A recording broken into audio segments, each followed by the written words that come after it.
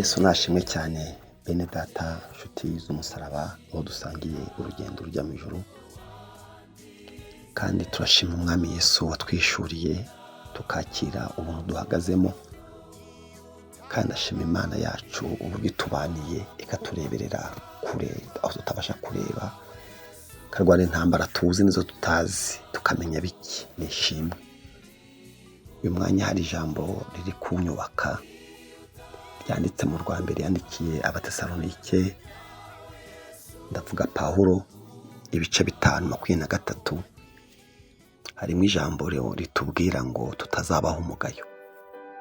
Ni nko kutubwira ngo hari ibyo dukwiye kwitondera kugira ngo tutazabaho umugayo umwami Kristo Yesu azagaruka. Ubu duhora tuvuga, haranditse ngo Imana y'amahoro ibeze rwose mwebwe ubwanyu, umwuka wanyu n'umubiri n'ubugingo birarindwe bitazabaho umugayo umwami Yesu Kristo azaza.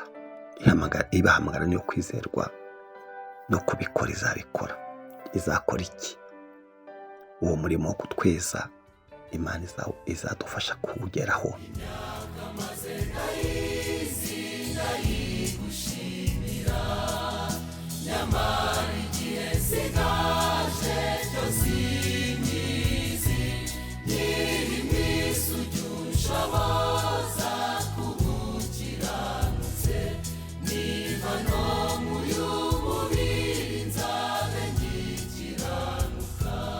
Ijambo umugayo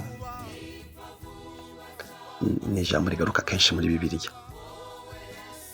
Usanga Bibiliya ivuga hari aho Samweli, Esayi, Samweli ni umuhanuzi. Imana amubwiye kujya kwa Esayi guteranya y'abahungu, ngo mu bahungu be harimo uzaba umwami. Yesayi bose arabazana. Samweli rero ngo abarebye yahagarara uko basa, akajya avuga ati uyu mugabo ndebye ukuntu ahagaze yabamo umwami. Ahera ku wa mbere, ariko uwagezeho wese Imana ikamubwira ngo namugaye. Ariko Samweli yabaga yamushimye, Imana ikamubwira ngo mureba mu mutima, ngo murebe inyuma, ngiye nkareba no mu mutima. Bishatse kuvuga rero ko hari umugayo utaba inyuma, ahubwo umugayo bamwe imbere. Kuko mu fizikali cyangwa mu buryo fizike baramurebaga bakabona n'umuntu ushyitse, wahagarika imbere y'abandi ukabona n'umuntu muzima.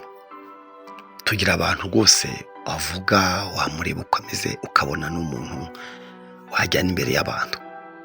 Ariko iyi Mana yacu iteye ubwoba. Yo iragenda ntiyite ku byo abantu babonesha amaso, kuko amaso y'Imana ntabwo ashinzwe kureba inyuma gusa, ngo imbere ikamugaya. Ariyo mpamvu wumva Pawulo yabwiye Abatesalonike ati rero niba mushaka kutazabaho umugayo, mwibuke ko umuntu agizwe n'ibice bitatu. Agizwe n'igice cy'ubwenge n'ibitekerezo n'ubushake, icyo gice bacyita umwuka. Hakabamo n'igice kandi igice cy'umwuka, iki gice cyitwa umwuka kirimo ubwenge, kirimo ubushake, ni nacyo umwuka wera aza agaturamo, ni nacyo Imana ikorana nacyo. Igice cy'umwuka ni igice gikomeye cyane kigize umuntu, gituma abo ari we ibyo atekereza. Mbese umuntu nyamuntu, umuntu nyawe ni ibitekerezo bye, ibyo bita mindset, uko atekereza.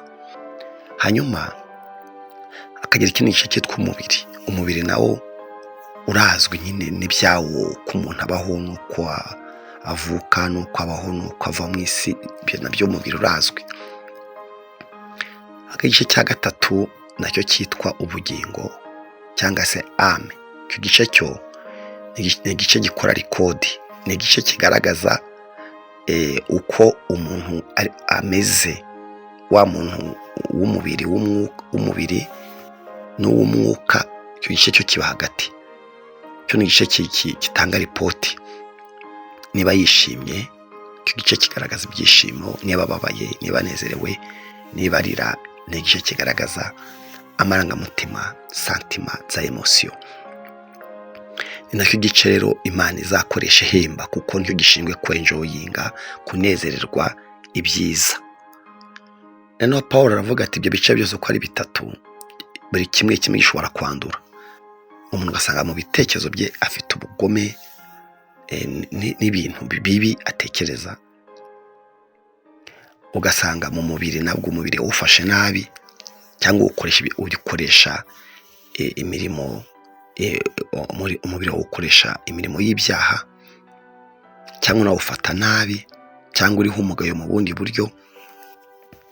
Hanyuma no mu marangamutima, uko umuntu amarangamutima ye, umunezero we ushobora kugira umunezero ukakujyana mu byaha, cyangwa umubabaro ukakujyana mu byaha. Byose aravuga ati birarindwa bitazabaho umugayo.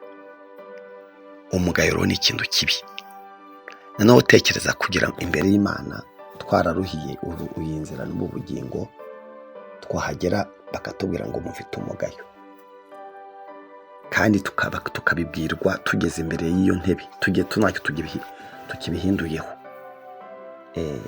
Niyo mpamvu Pawulo yabwiye itorero ati kugira ngo umugayo utazababonekaho ni mwezwe mu byo mutekereza, mwezwe mu marangamutima yanyu, mwe gucumura. Mpamvu bivuga ngo nurakara ntukavuge, nurakara ntukandike, kubera ko urumva kurakara biba mu gice cy'ubugingo. Ariko aravuga ati umujinya ntabwo usohoza gukiranuka kw'Imana. Mwene data ari inshuti y'umusaraba, kubera ko gahunda yacu uko bizarangira ibyo turimo no kuzajya mu bwami budashira. Niyo gahunda, nirwo rugendo.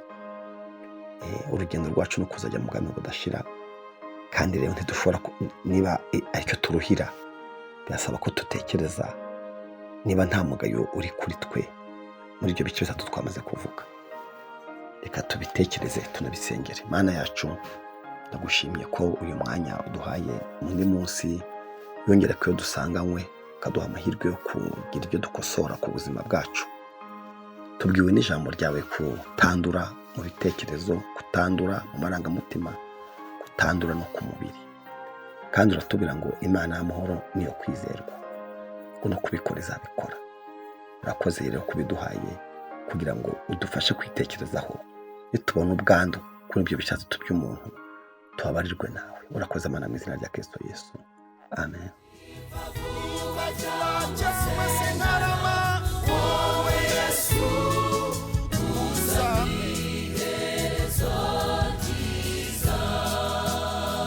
Mana, ndindira muri uru rugendo nzarurangize neza, kandi dore ndi imbere yawe kuri uyu munsi. Umpe umugisha wawe uhereye none ukageza iteka ryose. Amen.